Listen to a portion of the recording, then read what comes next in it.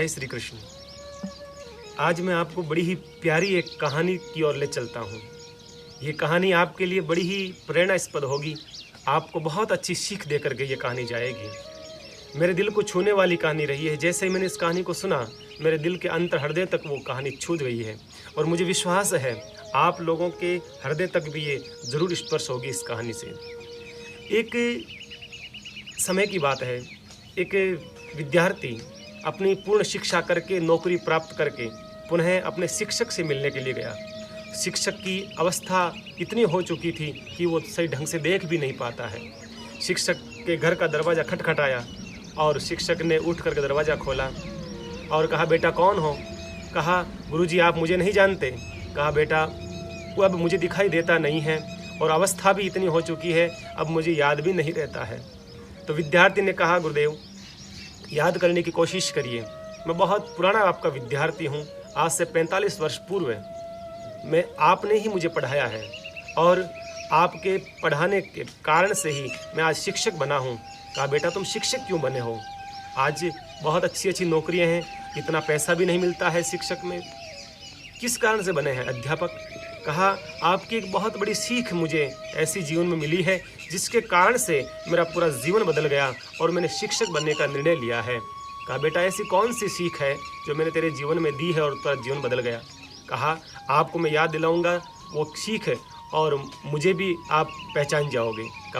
कहा कि मैं जब कक्षा 7 में था उस समय आप भी हमें पढ़ाया करते थे। उसी कक्षा में एक बहुत अमीर विद्यार्थी रहा करता था।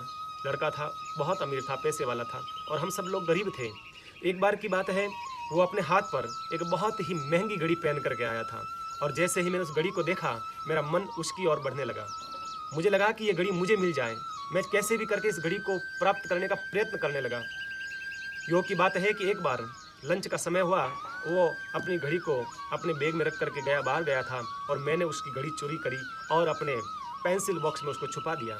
मैंने घड़ी चोरी कर ली उसकी और उस घड़ी चोरी की घटना को आपके पास में आकर के उसने लड़के ने सुनाया। कहा, मेरी घड़ी चोरी हो गई है, आप कैसे भी करके मेरी घड़ी को दिलाइए।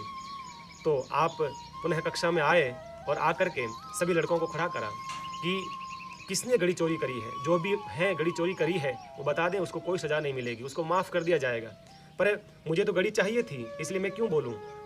उन्होंने आपने दरवाज़ा बंद करा।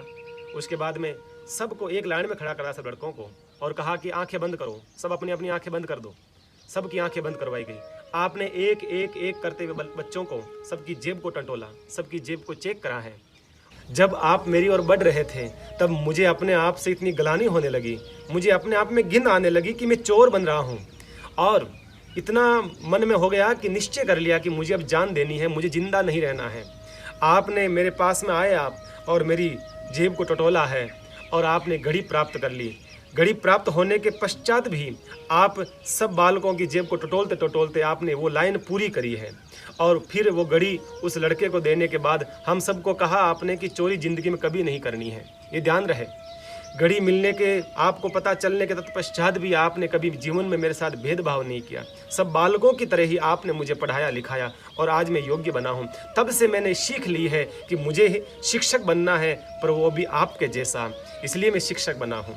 जब ये कथा सुनी, जब ये प्रसंग सुना, इस घटना को जैसे ही सुना है, गुरुजी की आंखों में चमक आ गई और वो लड़खड़ाती हुई आवाज़ से कहने लगे, बेटा एक बात कहूँ। कहा कि क्या? कहा कि मैं भी एक राज की बात सुनाना चाहता हूँ जो आज तक मैंने किसी को कही नहीं है। कहा, गुरुजी कहिए क्या बात है?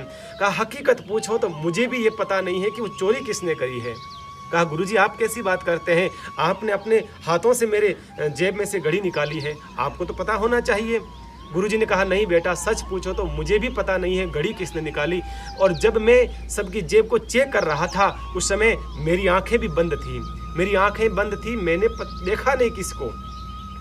तभी उस लड़के के जीवन में एक और सबक मिला। उसने कहा, गुरुजी आज मैं आपसे ये पाठ सीख करके जा रहा हूँ, एक नई शिक्षा लेकर के जा रहा हूँ कि गुरु वो है जो अपने शिष्यों के अवगुणों को भूल करके उनके गुणों को निखारे, वो गुरु होता है।